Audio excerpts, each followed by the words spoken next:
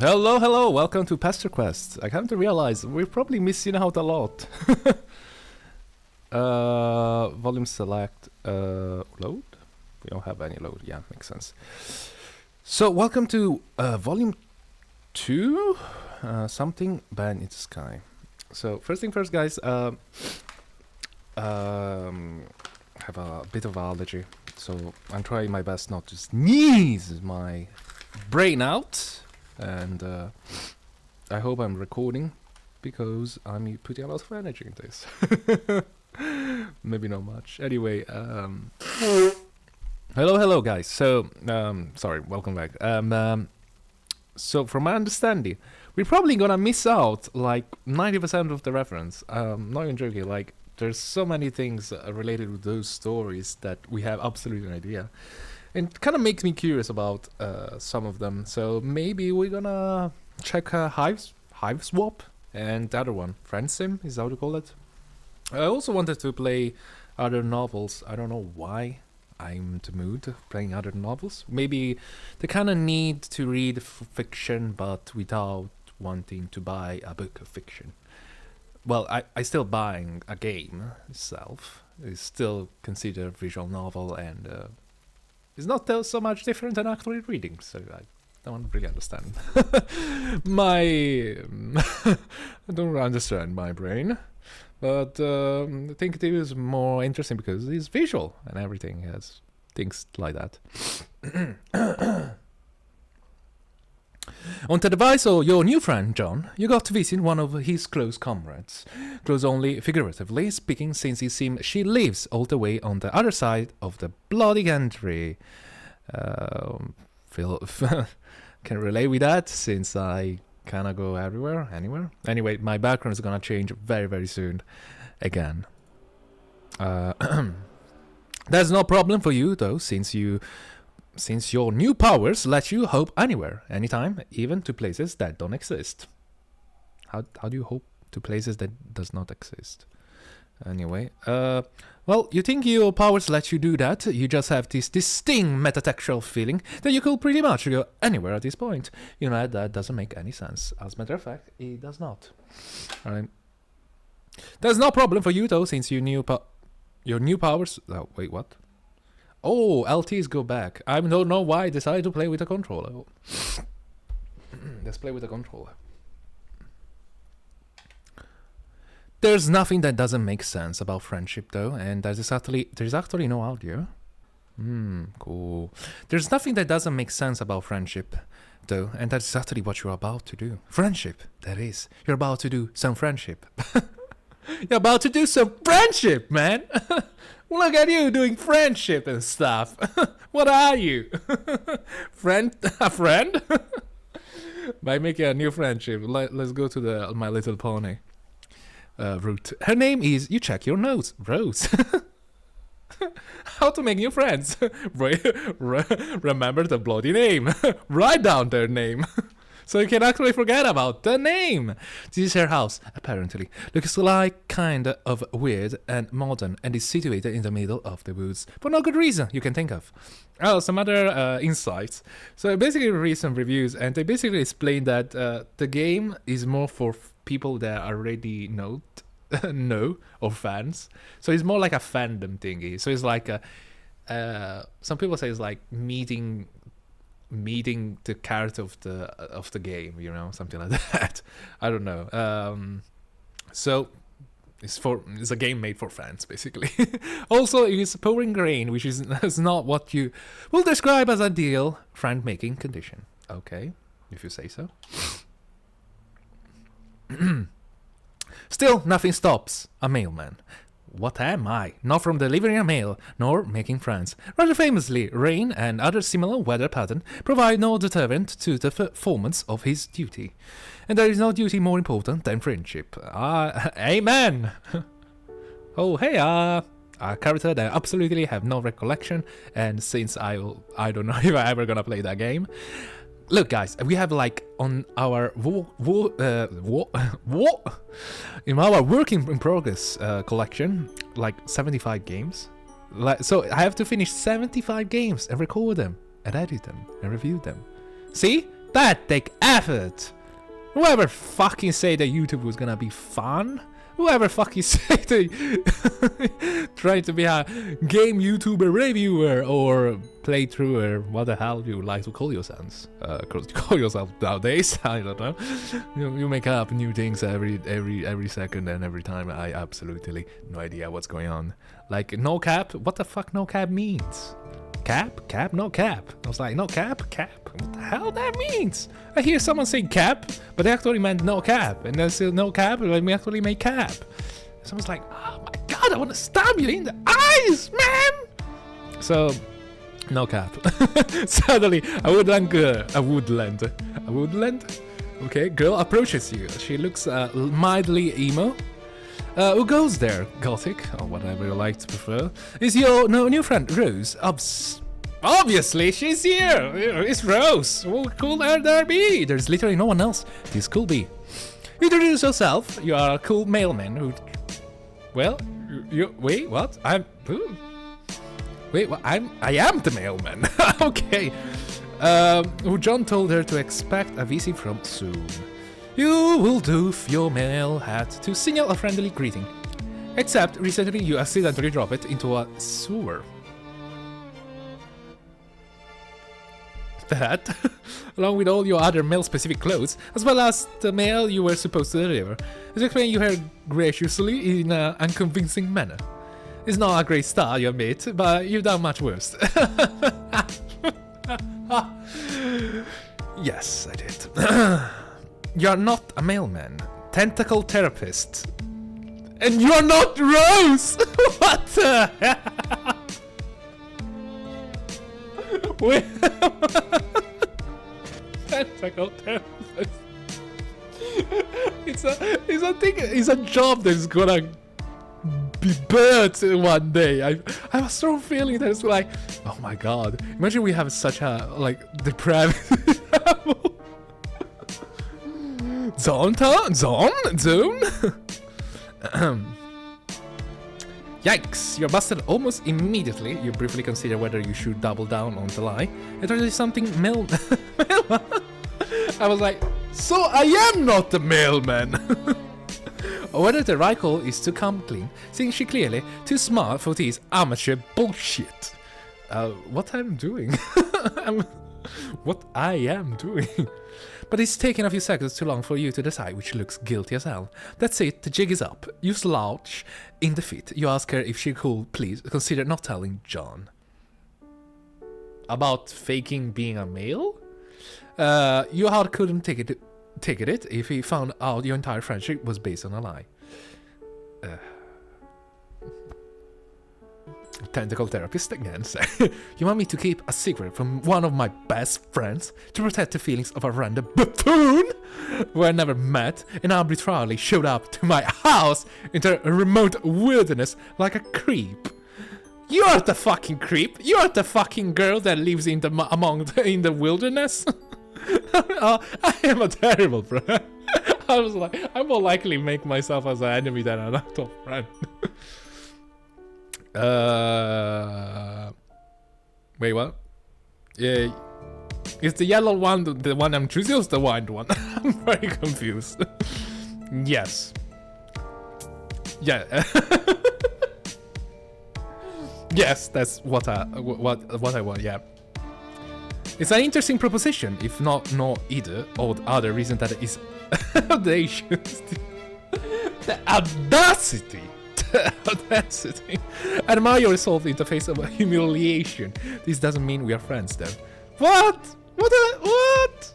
I mean, I still call you tentacle therapist, but still, Rose. Oof, rough. Well, that's fine. Hopeful. Hopeful. Your mind is fuzzy, but you think you remember this. So wait. What is our objective? Making friends, right? You are good at this. You are an excellent at making people like you through underhanded means.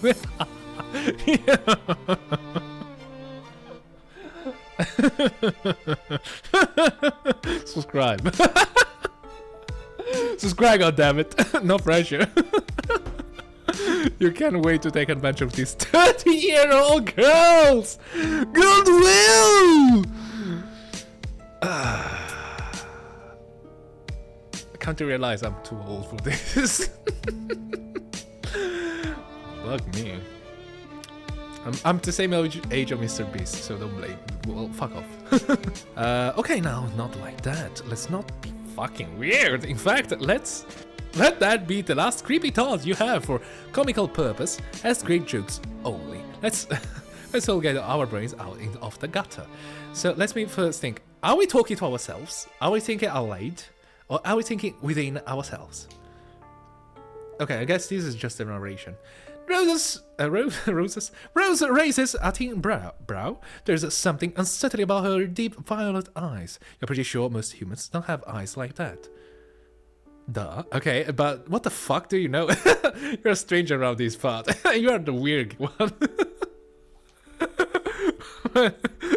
when the people are around you are weird, you're like fudge. Wait, aren't you a human too? Whatever, it's not a big deal. Not when there are friends to be made. Wait, what? Or something. Not big deal if I'm a human. You want to come inside? Unless I'm interrupting your internal monologue, of course. I guess I'm speaking out loud like a doofus.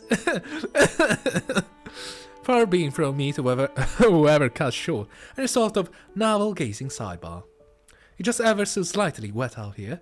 Yes, I can see his rain is pouring water on me. I was like, I'm drinking water.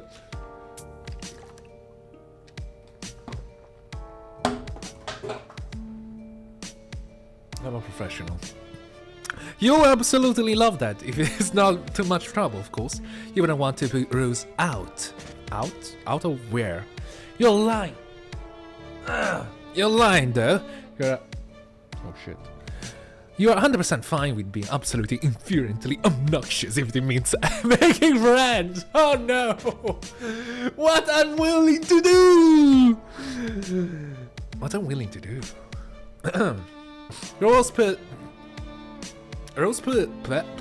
her lips, considering. Purses? Okay, considering. Should I make friends with this creep around?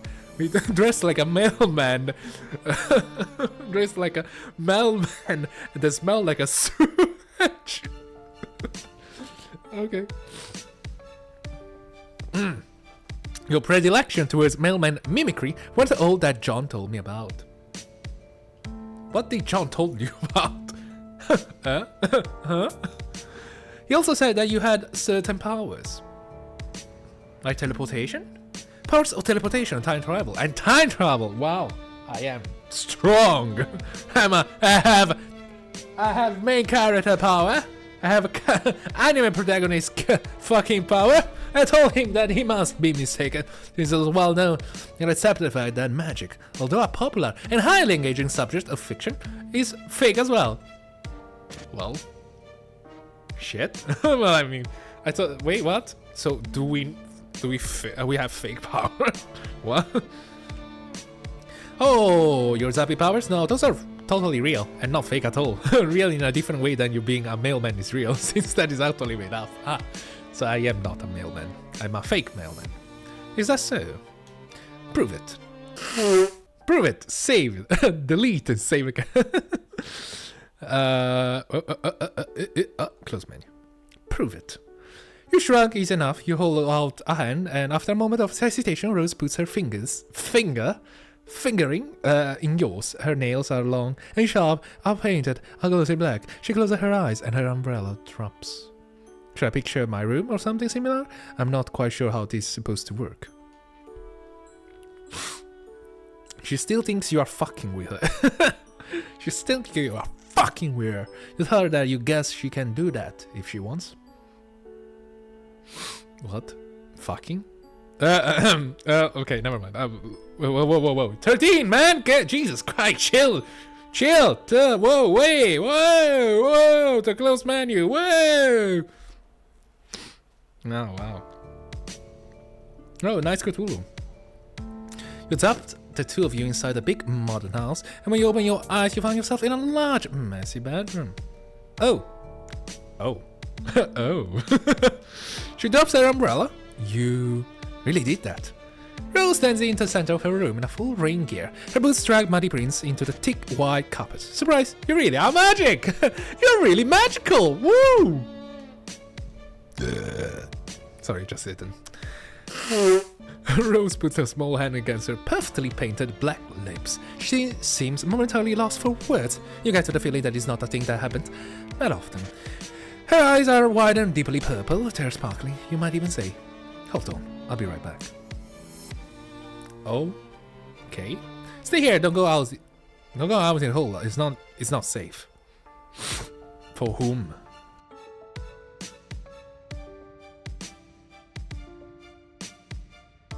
Without Rose to take her time, Yapiru just stands here dripping on her nice new clay floor. She leaves the room and you take the opportunity to examine your surroundings a little more closely. The bed is unmade, books are strewn over. Wait, why, right? Sing worst. Like very worst. Carelessly and collection of half-drunk cups of coffee crowded the desk. Unfinished knitting projects lie in soft piles all over the room. In fact, there is a lot of evidence that this room is often occupied by someone with a lot of interests who has trouble settling down and putting her attention to one thing at a time. So now, someone with ADHD? Looks like a room of an ADHD student. Man, you relate not with interest, but with friends you can imagine settling for just one. Oh man. Then. Rose has a number of posters of her walls, although nowhere near as many as your friend John! A calendar hangs beside the window. They stick off with a little X in all the way up to the 413. I'm guessing this is the month and this is the day. So 4 April, 13th of April, which is circled. Sorry, I'm not American. Sorry, I am not. I'm from Europe. I read calendars. A normal person.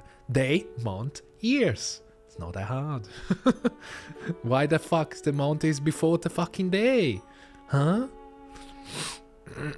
What happened on the 13th of April? You step closer to read the year date up in the corner, 2009. And And what the hell do you care about today? You can make friends any day of the damn week. Rain or shine, night or day. I think there's a reference.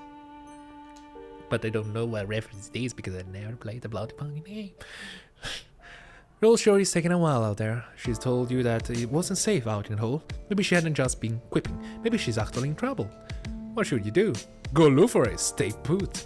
Go look for it. What the fuck? I don't want to be here. You are too anxious to sit still. Indeed.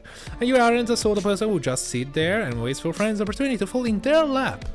Better run headlong into danger. As much danger as a minimalist upper middle class house in the middle of woods can offer. Because I told you that it isn't safe. We can always teleport away. You came out in a hallway where a bunch of things happens more or less simultaneously. A deluge of quick time events that you had no idea were coming. Wait, what? Wait, what? Is this Resident Evil game? Is this Resident Evil? Lighting flashing a perfect jagged line across the tall window. The window and the hole follow immediately by a crash of thunder, so loud that you think the house might be falling down. Abruptly, the auto lights go out. Jeez. Another flash of lightning, and for a very genius moment, you see a long time figure superimposed against the window. You freak the fuck out, jumping about a foot in the air, yodeling like a cat. A small hand lands on your shoulder, and you jump again. Calm down, it's just me. I'm sorry. Strong zone 10 vibe, I don't know why. Rose speaks in a normal tone of voice and is jarring to how it's echoing and cavernous. And there is just something about a dark house on a stormy evening that makes you want to whisper. I told you to stay put for a reason. It's too early for my mother to be sourced enough not to notice random stranger in her house. I don't want to go through the tedious process of explaining who you are. The mailman? The mailman? The mailman? You have a perfectly understandable reason for why you left. The reason is that you were lonely, and also you getting the hell bored out in there. Rose snorts. Snorts? Snorts? Cool, you mean you were cold? Cold? Well, you were soaking wet. Follow me. She grabs you by the wrist and tows you down the hall. You wonder if you should warn her about a strange wraith-like creature you saw by the window? I have a good feeling that that is indeed her mother. But you don't want to freak her out. I mean, okay. Although her mom might be at risk too. I'm just guessing. Whatever moms are tough, she'll be fine. This is the first time she's gone toe-to-toe with a weird Slenderman. This house looks haunted as shit! Oh. Rose brings you to the dark laundry room. I motion to take off your hoodie, which you do gladly because it's soaking wet. That's interesting. What? My nipples? Huh? Huh? The sign of your some of the front doesn't mean anything. Oh, sorry, what?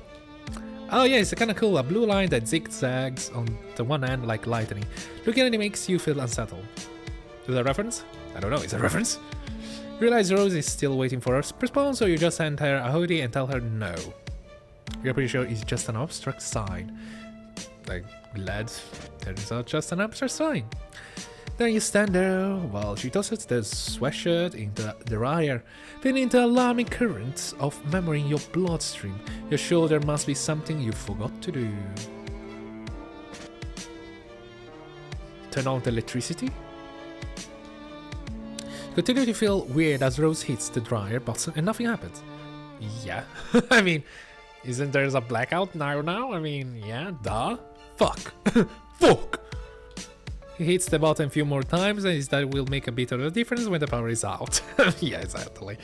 She presses her thumb on the forehead, finger, and reaches on her nose. Well, you aren't going to fit into anything of mine.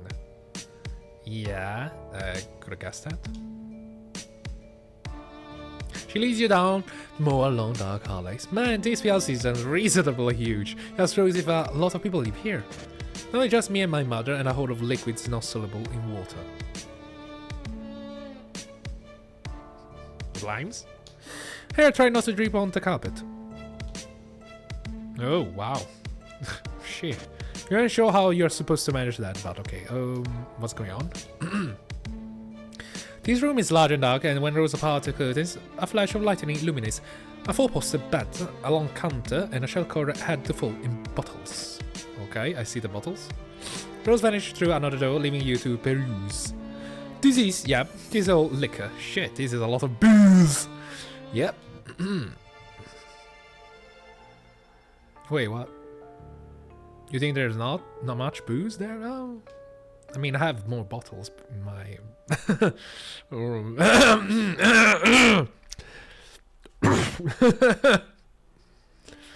in my house, I mean... Can't say room. What the hell do you think? He's not sure what you will want to wear, but you work until the power comes back. Oh, and we can dry your clothes. I don't drink that much. Don't make assumption. I don't drink that much. Yours hands you a long silk robe. What? Oh, where your mom robe? Okay. She won't miss this. I don't think she ever worn it. She has this whole closet full of fantastic clothes that she never puts on. Sounds like my mom. You take the robe and go into the large master bathroom. It's a kind of mess. The tub looks like it's been cleaned in a long time. The robe gives you the same knotted feeling of familiarity that looking of your hood. Oh, I'm sorry. Allergy. But you put it on anyway. It's ready to get out of your wet clothes. You hang them carefully on the shower rod. What are you doing? You're 13. When you head back of the battery, you'll find Rose standing in front of the wall, all liquor. She's holding a bottle of grey goose. Goose! And squinting at the label. Actually trying to read the nutrition facts. Well, you're actually reading that? Just alcohol, man. It's like herbs. It's literally what you said. Like, most of them said something like mixed herbs and alcohol. That's literally it. Sometimes you find water, but let's be honest, nobody really put water in it at that point. To decrease the percentage of alcohol. And that's it. That's literally most of the time. Mixed herbs. Alcohol, that's it. I often wonder what exactly the merits of consuming these are. It tastes quite literally like burning. Yes, you're right. I agree with that. Except ciders. Ciders are lovely. But I guess you're just checking liquor. Not many liquor taste nice, especially for 13 years old. Trust me on that. Don't drink underage. Just trust me. Don't do it. It's terrible. She opens the bottle, and before you can protest that she's by no means the legal drinking age in wherever the fuck you are, she puts the bottle to her mouth and takes a sip. She splutters. What? Wait, what? Let me reread it. I missed something. She opens the bottle, and before you can protest that she's only by no means the legal drinking age in wherever the fuck you are, she puts the bottle to her mouth and takes a sip. She splutters. I was like, what the fuck you drink? What the fuck? That's a waste of good alcohol! This is literally what I've been doing. If I see a kid drink and just spitting over the fucking floor, I was like, that is a waste of good alcohol! Give me the fucking bottle! Don't fucking touch it!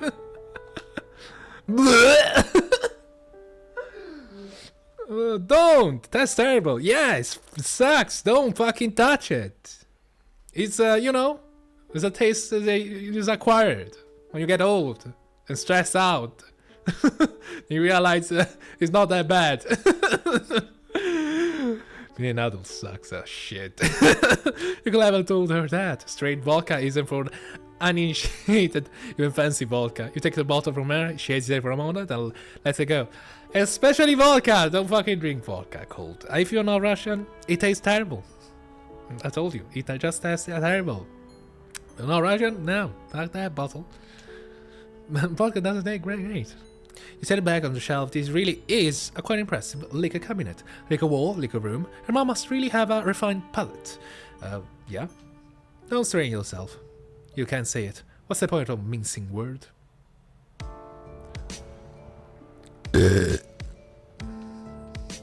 She's a fucking alcoholic. I was like, whoa, shit, Jesus Christ. I can see that. I'm sorry. I'm sorry. Can't do nothing about it. Oh, this is intense. You're not sure if you are prepared for something this heavy. You're kind of counting on some silly shenanigans, maybe a couple of funny jokes. You're kind of out for this. Yeah, I'm not. I mean, Jesus Christ. You get the feeling that at some point you might have been cut out for this. You might have been the sort of person your friends, or potential friend, could count on. In fact, you know on some level that this is true, but whenever you try to nail down any sort of specific, you find a gaping lacuna matata, and your experiences is all just white noises. Yes, I have absolutely no idea how to deal with alcoholic parents or adult. Rosa's shoulders slump as she stands surveying her mother's bottle. She doesn't even have the decency to hide her distasteful habits. Who needs an entire bowl of liquor bottles? She doesn't have people over. She doesn't have any friends. I can be your mama friend.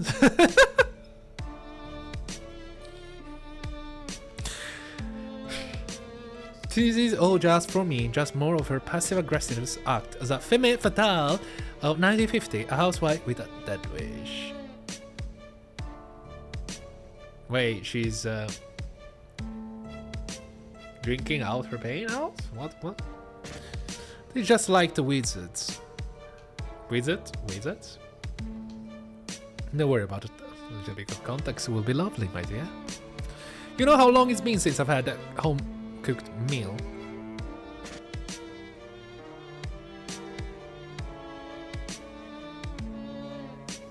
$13 years?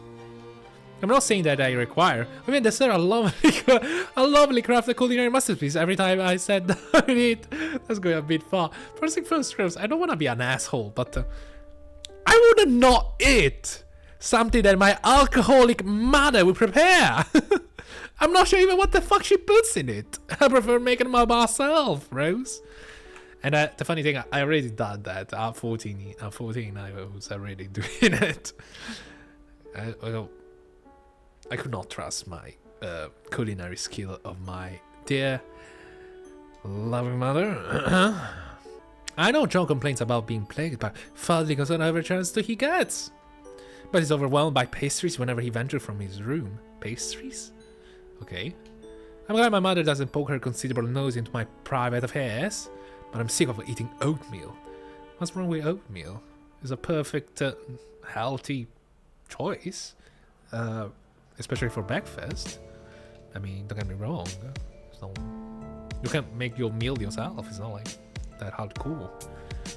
And you can burn off the pan. She will not get angry. She's not using any of the tools. I told you, don't worry about it. But you will worry about it. You worry about all your friends, all 2 of them. I'm sorry, I have different standards for a 13-year. You come to realize, oh, she's only 13. Jesus Christ. Chill, Andrea. She's just like, you know, too young. I was like,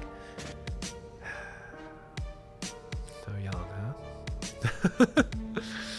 Too young. Rose smiles with half of her mouth. Seems to be about all she can manage. Lighting crashes, she looks so small and set against the wall of bottle. You know how to fix this. Break the bottles! Tender Lawson, you clutch your fist and French clench. You don't know who you are. You don't know why you are here. But you do know that surely you have these powers for a reason. And what better reason of helping a poor young girl with her troubled home life? Rub your floppy sleep, you get to work. What are you doing? Am I getting naked? You start with the dial liquor first. In your experience, those cause worse hangovers. You're more likely to contribute to the absence of hot, motherly meals and the overconsumption of oatmeal. So first thing first, I think it's a terrible idea. Why? You grab 2 bottles of rum and 1 of bourbon, which you tuck in one armpit. Then you zap off the house into the clear neighborhoods and call. And a couple of hours ago, before it started raining, you drop the bubbles and go back for more. Are you just stealing all my mother's liquor? So first thing first, assuming she's an alcoholic, stopping alcohol consumption suddenly I think it can actually kill you. I think. I'm not sure. I read some paper. But one interesting thing was that you should micro-dose yourself and then completely take it away. I think that is the best way. And often it's the person that wants to change and not whatever. You know, it's like you cannot really help someone if he doesn't want help. It's the truth. Is your solution of her alcoholism throwing her bottles to the window? I mean, let's be honest. She's a grown-ass woman. She can easily go to a supermarket and purchase some. It's not hard. Can really stop her. Don't worry, Rose. Rose can thank you later. A lot of flashbacks. You go for the tequila next, then the vodka, then you stick off this organized approach and just start grabbing whatever the fuck and dumping it all into the past.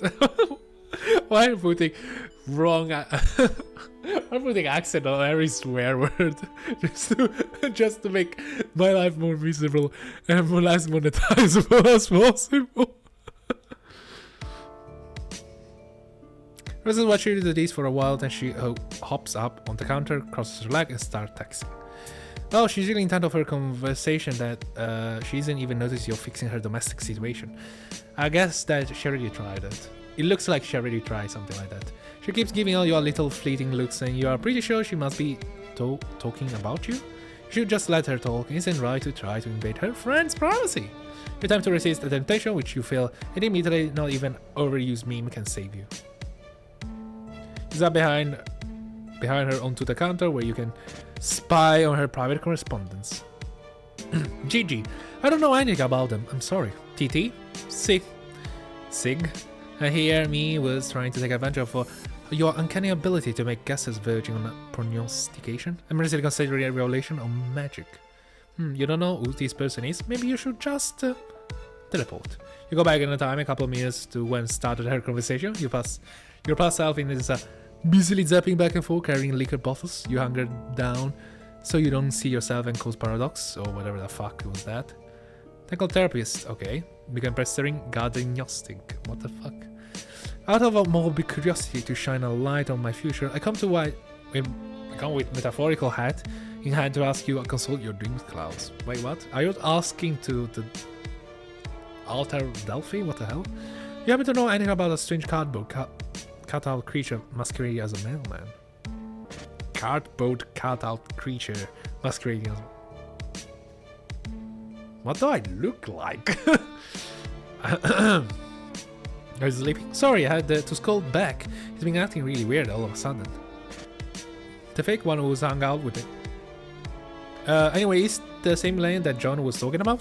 The fake one who's hung out with him?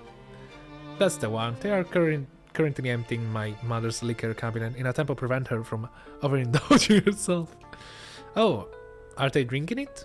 No, I don't think they're just dropping into the woods with their magic powers. Oh, do they know what she could just go out and buy more liquor? Yeah, that's... Well, I guess I'm obnoxious as fuck. There's something you can do where you live, right? Yes, well, not exactly where we live. I think the nearest boozer is a good 20 minutes drive. I'm not actually entirely sure where my mother got it all. We don't own a car, and as far as I know, sometimes it seems like she has the ability to just make things appear. I don't know anything about them, I'm sorry.